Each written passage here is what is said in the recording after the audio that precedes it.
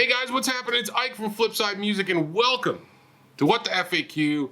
number 18, season 2. I'm here with Dylan from, of course, Flipside Music. Yeah, seems Representing yeah. Flipside University today. And I got Merle Haggard song, Mama Tried, That's a good one. in my normal shirt. Right.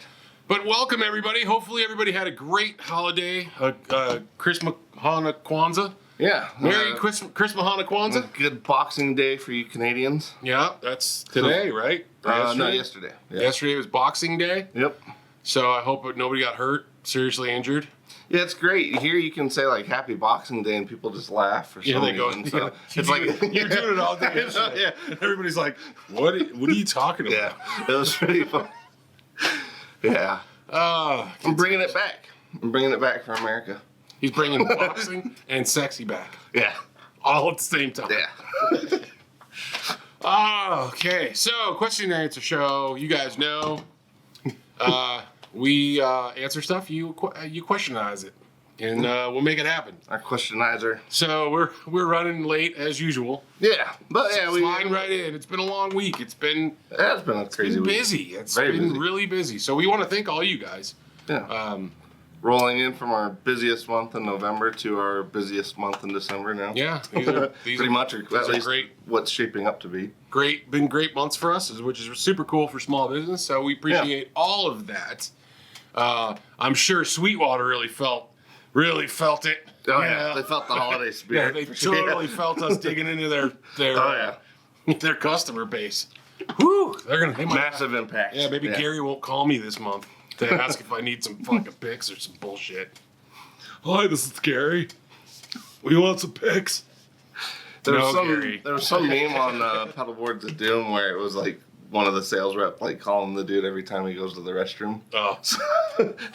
It was pretty funny. Like every time he's in the restroom, it's from Sweetwater. Hey, do you need anything? Do you need assistance? Do you need a hand with anything? Yeah, is there anything I can do for you? No, man. Unless you want. I bought a book. Oh, okay. That you couldn't get any from anywhere else. So I had to go to Sweetwater and get it. But literally, they called me right after I bought the book to basically tell me that they didn't have it.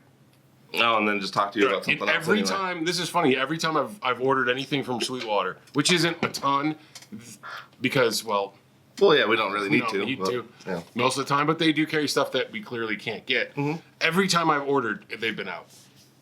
Every time. Weird. Yeah. Every time. But yeah, so Gary called me, my Sweetwater representative, and he told me that they didn't have it and they would ship it. And then he called me when they did have it. Then he called me again to tell me they shipped it. Okay. And I was like, yeah, okay, dude. That's enough. You could have just sent an email, bro. Like, honestly, that's fine. I get customer service. They got great customer service. Well, yeah, that is what I understand that. That's fantastic. But but that can feel like a little much.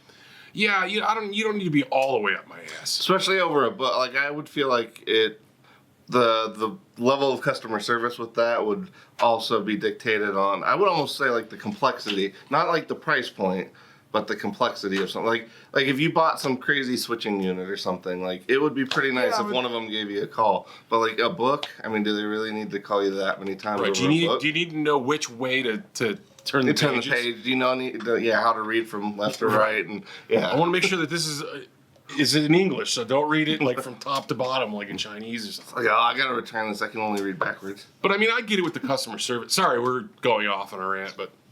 I mean, I understand customer service no matter whether it's a $4,000 purchase or that's what I'm saying. Like, purchase. I think the level of service. Yeah. I mean, that's good. I'm not shitting on Sweetwater. I think they do a great job. There's a reason that they're as big as they are. It's just some stuff can be a little bit. It's like, dude.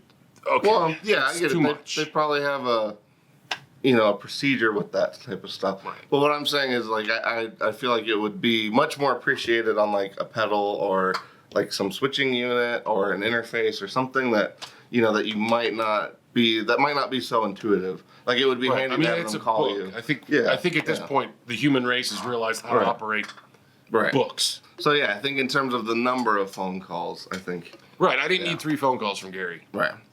To tell me how to operate my fucking book. Thanks, bro. Yeah. Much appreciated. But yeah, I mean, I even think in terms of the way they do that, like it would be cool if we could get to the point where it's down the line we could. That we could start calling people like more often. Yeah, like just to follow up with people, make sure everything's fine, and we do to a certain degree. Yeah, we do. I wouldn't mind being able to get to the point where we could do more of that, or even like because I do tell customers if they're local, but this is difficult if it's long distance. Yeah. But if they're local, they usually just come back and talk to us, so it's a little bit. Or they call us. Yeah, and then we just tell them, That's what I'm saying. Like some of the services, just that they know to get us here and go, hey, what do we do? Right. I'm not sure what's going on. Well, yeah, they always know they can just come back over here too if we need to like actually guide them through something. But anyway. Yeah. I'm sorry, we went off and. Well, we needed to stretch that a little bit. Yeah. Okay. So now we're good. Now what are we doing? All right. Let's see. Dylan isn't prepared, so he's got to look at the computer screen. Oh, I'm highly prepared over here. Yeah, he's off camera. It's all prepared. Yeah. Metalhead Hippie actually has a cool idea. I think I'm just gonna do a whole video for it though. So okay. Go ahead. Quick thing, Metalhead Hippie. I didn't forget about you, dude. Trust me. I'm just kind of get through the first of the year. Metalhead Hippie wants to do a really cool thing. Oh, okay. Like a giveaway thing, and he's gonna kind of do it. Wow. Okay. So it's really cool, and I think it's an awesome idea. So I just want to let you know, dude. Well, that's generous. Yeah, I definitely want to. We're still gonna do it. I just need to get through the first of the year. We've had a ton of stuff happen here in the last 3 weeks that's been really stretched us very thin. Yes. Yeah. And so I just want to get past first of the year, get some things wrapped up, and we'll do that in January for sure. So that being said, all right. He had a good idea, and I think it's like I said, something I'll do maybe a whole video on. Maybe try to do it sooner than later. He was saying a budget Doom, or basically he wants me to build like a budget Doom board for under $300, and I think he was saying that doesn't include. That's just the pedals. Yeah, doesn't include like the board and all that stuff. Let's do that. Let's try to do that in the first couple weeks of January. Yeah. You guys should remind us, or a Metalhead Hippie, he'll remind us. Well, I think this is a good one because I already have a few things coming to mind, so I think rather than just try to spitball it here, I think that one warrants a whole video, which would be a good video to start with too. Yeah, we got to get some stuff. There's a lot of things. There's a lot of balls being juggled right now. We're juggling a lot of balls.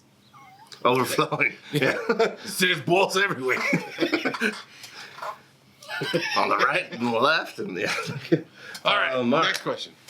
Let's see. Driddle. Mr. Driddle. He says, why do I hate Les Pauls and SGs with the Epiphone headstock, but I don't feel the same way about 335s, 339s, dots, etc. I think I have an answer to this. Well, I was going to say, I have a similar feeling, and over the years, I don't know, I feel like we're more used to seeing the Epiphone headstock from like the old days on the dot style 335, like Howlin' Wolf and those types of images. So for me, it's like it fits more, if that makes sense. And it's a little different too. He was in a big band, bought a bug. Beatles. Didn't he play a casino? Didn't London play a casino? Or something Probably like at some point. I mean, they played Gretches and things too. So yeah, I thought he played in my head, I guess I was picturing or something like that. Yeah. Yeah, I mean, I don't know. I'm sure he did at some point, but I mean, I just think you guys can check up on that. Yeah. I'm fairly certain I'm in the ballpark. Well, I might be wrong, but isn't like the 335 and dot headstock on the Epiphones, like the top part is stretched just a little more. Yeah, it's a little bit long. And I was going to say that's kind of where I'm going with it. Yeah, it's almost a little more signature. Yeah. Well, I also think it feels more appropriate for the instrument.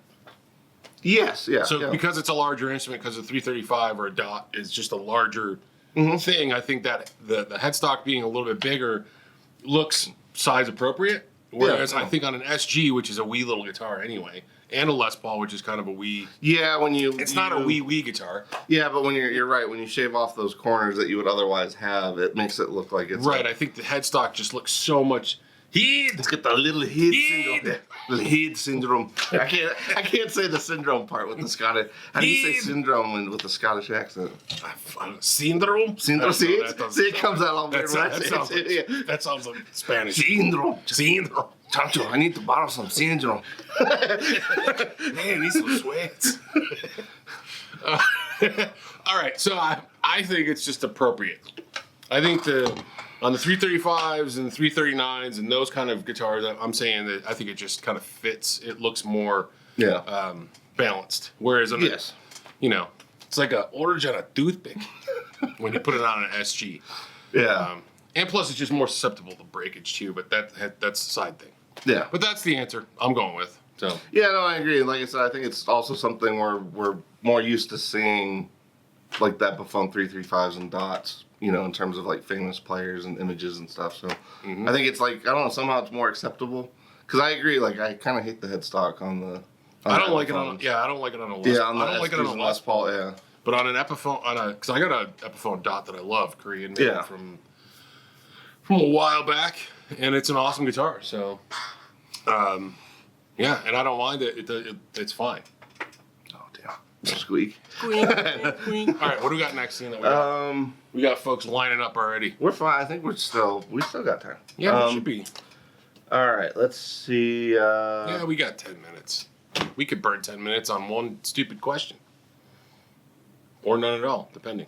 What do you got over there? All right, Ben Coombs. Ben Coombs. He wants our opinion on New Year's gigs, yay or nay. So I think like the idea of actually doing New Year's gigs, yeah. Which, I mean, I'm sure if you're in the right spot doing the right one, it's pretty lucrative. But like you said, I don't know. I don't have good luck with that crap. So it's like going out on like the nights when everybody's already messed up and the cops are already everywhere. Like right. It's just asking for. Well, that's where I got two sides of this coin. Yeah. Is the one side I think would be really awesome, to play a New Year's Eve gig because it's a big party and everybody has to have a good time. And as long as you're not like the drunken moron guitar player, then you're gonna have a fun like watching the rest of the dumbasses do their thing. Because to me, I worked in the restaurant and bar business for a lot of years, and New Year's Eve is amateur night, man. Those are the people that just go out and they act like fools, and it's terrible. Well, they drink way too much, and they drink way too much, and it's excessive. So on that side of things, I kind of side with you. It's like I don't usually go out on New Year's Eve unless it's like people coming over the house or somebody just like right around the corner. Because there's just too many drunks out there. There's too many people, not saying that everybody is, but there's too many people just doing the wrong thing in mass. And you might just get caught up in the middle of it because you're out. Yeah. I mean, I've seen stuff like that happen. Well, like, and for me, it is actually totally different. Like, when I lived up in the mountains, it was never, like, I don't know, it was just never a thing. Cops were just not really around that much unless you called them. It's not like they were just, everything was so spread out that you weren't running into people. So you could go to a bar, and as long as you didn't get caught, like, right then leaving the bar, chances were you weren't going to see a cop or anything on the way home, so nothing weird was going to happen. But with Denver, there's like only one way really out. Especially I mean, there's a few ways, but for the most part, if you live here, no matter where you are, I mean, the streets are busy. I mean, we have. Well, that's what I mean. But like, if you go to downtown or where all like the main spots would be for New Year's, like any of the venues, like there's only a few ways out, and the cops they're always doing stops on all of those. And like I said, it's just. If you don't have good luck with it, I feel like it's tempting fate, which is hence the amateur part of what you're saying. Yeah, you're better off just staying. I don't know. Yeah, just have fun with friends at home or something. Yeah. Yeah, and the thing is the cops are doing their jobs. They're trying to make sure that they're keeping. Oh yeah, I get it. It's just public safety deal. The problem is even in I think in Denver that we have no, that's not the word I'm looking for. I think we have an abundant number of hit and runs. Yes. Compared to other places that I've lived in my life. Okay. We just seem to have like a lot more hit and runs here. And it's really, it's in people getting caught in crosswalks and stuff. Now, granted, I could go off on another tangent. Nobody looks when they cross the street anymore. At least in this town where I grew up, if you didn't look where you cross the street, you're going to get run over. Right. Here, people just walk out. Yeah. Right what are you doing? Right. Look.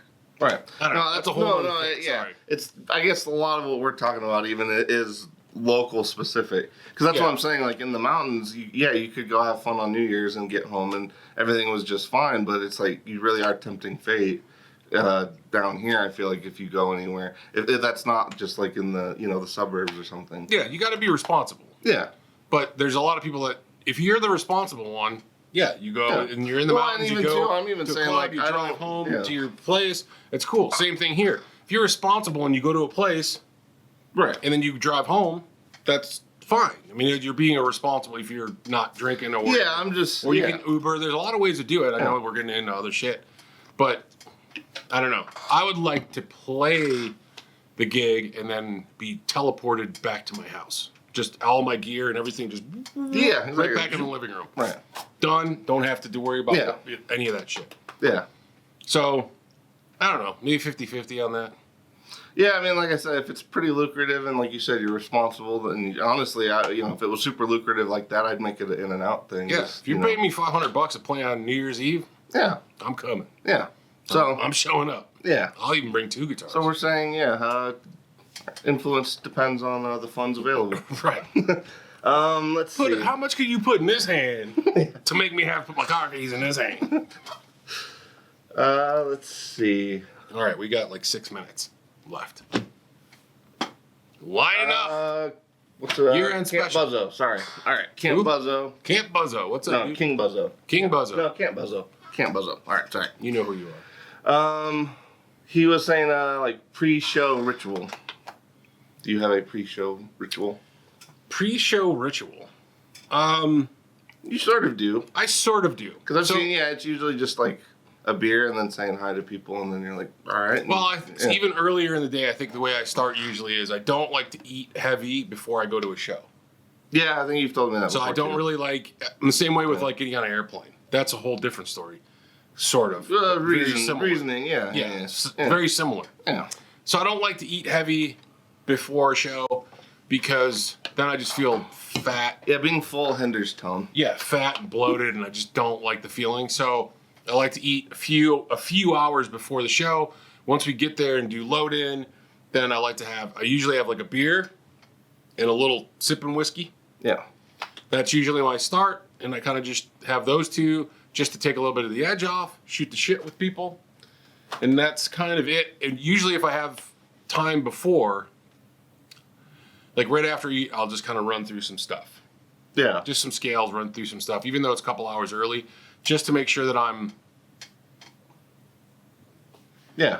get in mode, if you will. That makes sense. That's really it for me.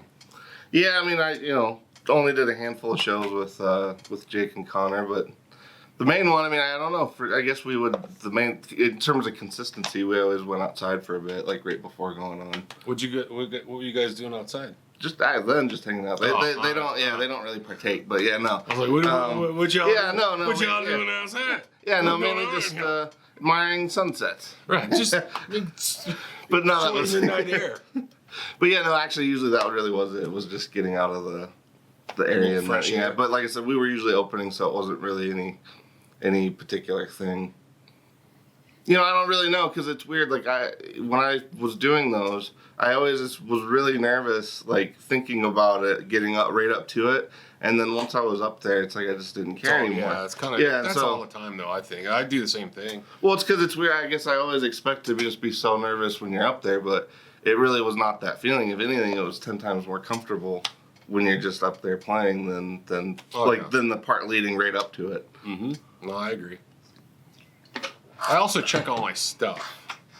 That is a good one. Yes, actually, yes. I do check my. That's a good point. Because I was just thinking about. I do check my stuff to make sure that. I actually do check all my connections on the pedals too, because that's the biggest thing. Like moving it in and out of a board, you yank one cable and your whole chain goes like that, and you don't know it. Yeah, that's the worst, especially if you're opening. Yeah, the amp too, because what I practice with at home isn't the same amp that I usually take out. Well, for the most part, it's just you got to dial the stuff into the room too. Usually, so that I mean, if you get a little bit of a sound check, that's awesome. If you don't, then you just got to kind of do it real quick right before you hit the first song.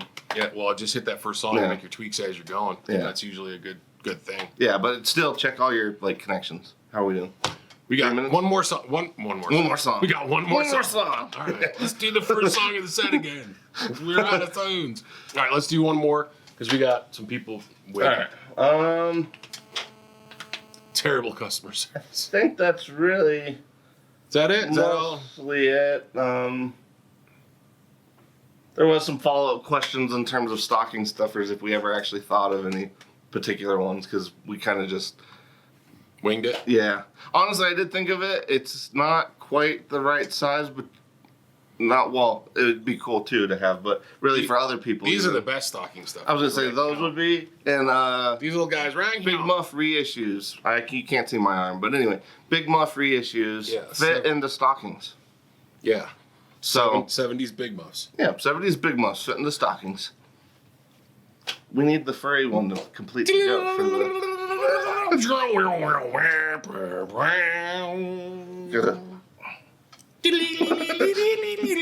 Yeah. That's it. These are the greatest stocking stuffers. But you know what? Worry about that next year, because Is this like a guitar greeting now? Chris like the Van Halen? Mahana Kwanzaa is over. Yeah, That's good for next year. We'll have these. This thing is It actually is really cool. The It's even got the Skinny little Mom one's stickers on cool it. too. It's even yeah. got the reflectors Reflectors. on the back like the old school. That's funny.